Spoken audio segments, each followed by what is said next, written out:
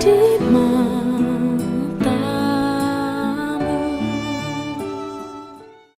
Selamat pagi Bapak Ibu.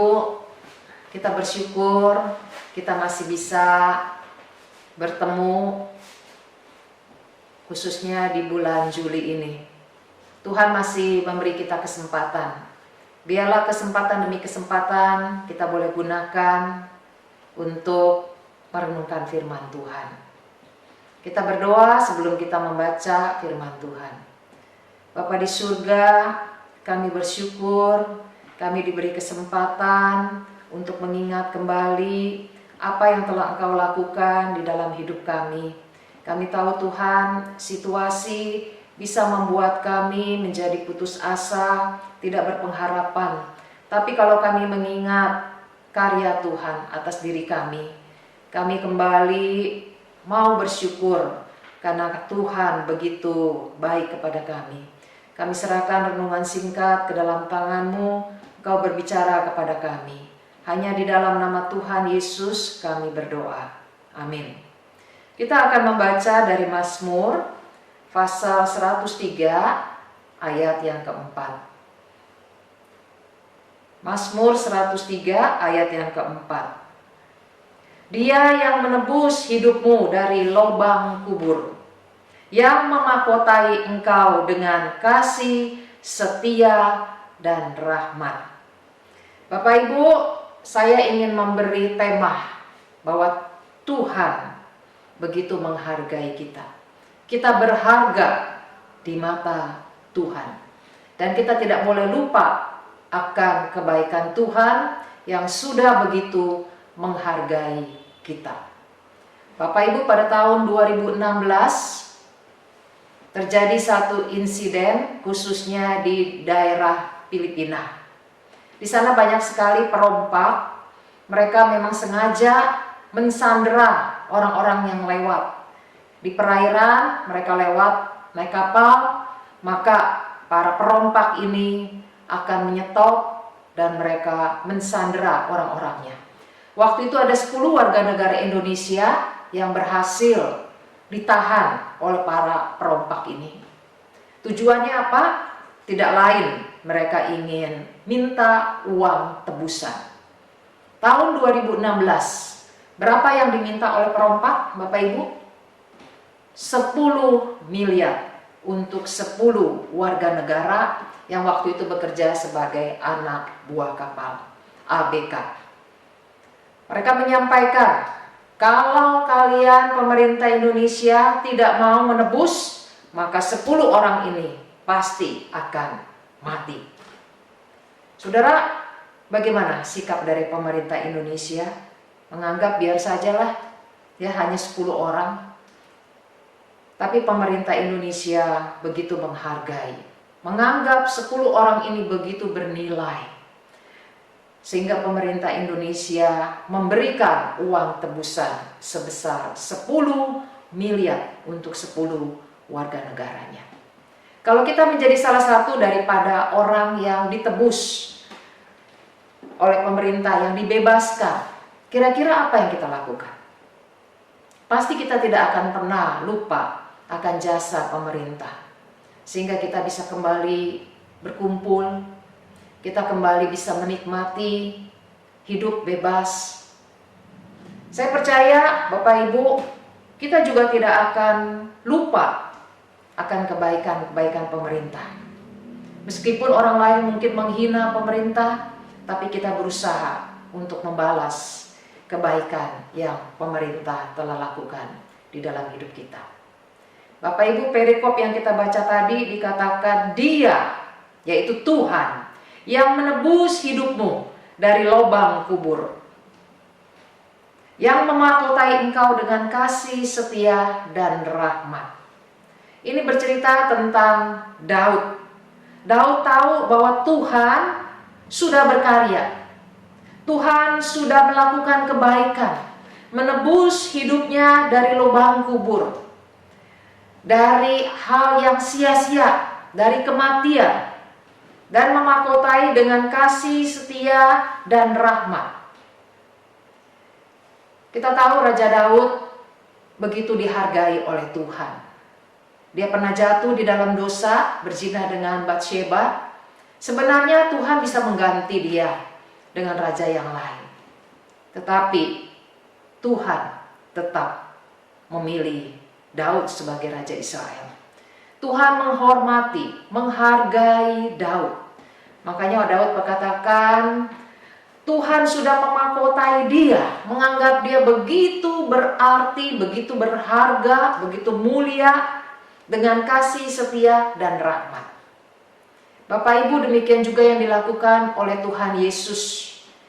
Tuhan Yesus begitu menghargai kita, begitu menghormati kita. Seberapa Tuhan Yesus menghargai kita? 1 miliar, 1 triliun, 100 triliun? Tuhan menghargai kita seharga dirinya. Dirinya yang begitu berharga pun dia berikan. Dia tidak sayangkan dirinya, karena dia menganggap kita begitu bernilai, sehingga dirinya sendiri pun dikorbankan, supaya kita ini bisa dibebaskan dari belenggu iblis. Bapak Ibu yang saya kasih dalam Tuhan, kita tahu kita berharga di mata Tuhan, bukan karena ada sesuatu yang baik, tapi karena Tuhan begitu mengasihi kita. Seperti apa Tuhan menghargai atau menghormati kita? Dia memahkotai kita dengan kasih, setia, dan rahmat. Kita dianggap istimewa, sehingga Tuhan tetap penuh dengan kasih setia. 2 Timotius 2 ayat 13, jika kita tidak setia, dia tetap setia, karena dia tidak dapat menyangkal dirinya. Meskipun kita tidak setia, Tuhan menganggap kita itu begitu berarti, sehingga Tuhan tetap setia kepada kita. Dikatakan dengan rahmat, dengan penuh belas kasihan. Kenapa Tuhan mau tetap setia kepada kita? Karena dia penuh dengan pengampunan. Dia tahu kita ini manusia yang penuh dengan dosa, gampang jatuh di dalam dosa, sehingga dia tetap mau berbelas kasihan, tetap mau mengampuni, tetap kembali mengangkat kita, menghargai kita, menganggap kita begitu bernilai. Bapak Ibu yang saya kasih dalam Tuhan, apa sikap kita terhadap Tuhan yang begitu menghargai kita? Kalau Tuhan begitu menganggap kita bernilai, kita ini sangat begitu berarti di mata Tuhan, adakah kita juga menghargai Tuhan? Seharusnya itu tercermin lewat sikap hidup kita. Selera kita bukanlah selera seperti orang-orang yang tidak percaya kepada Tuhan. Pasti selera kita adalah selera orang yang dihargai oleh Tuhan. Kita pasti menganggap Tuhan itu bernilai dibanding dengan yang lain. Kita menganggap Tuhan begitu berarti, dan itu nampak lewat keputusan-keputusan yang kita ambil. Kita tidak asal-asalan di dalam mengambil keputusan. Yang penting asal saya senang, tidak. Kita berusaha, kita memikirkan, adakah keputusan saya ini keputusan yang memuliakan Tuhan. Tapi kalau kita menganggap Tuhan itu tidak berarti, maka keputusan kita adalah juga keputusan yang asal-asalan. Kita tidak peduli kalau keputusan kita itu mempermalukan Tuhan. Kalau kita menganggap Tuhan itu begitu berarti, begitu bernilai, itu juga nampak dalam kita menggunakan waktu. Ada waktu-waktu yang kita pakai untuk kita bersekutu, berbicara, berkomunikasi dengan Tuhan yang begitu berarti di dalam hidup kita. Kita juga upayakan supaya pikiran-pikiran kita adalah pikiran-pikiran yang menyenangkan hati Tuhan. Bukan pikiran yang hanya menyenangkan diri kita sendiri.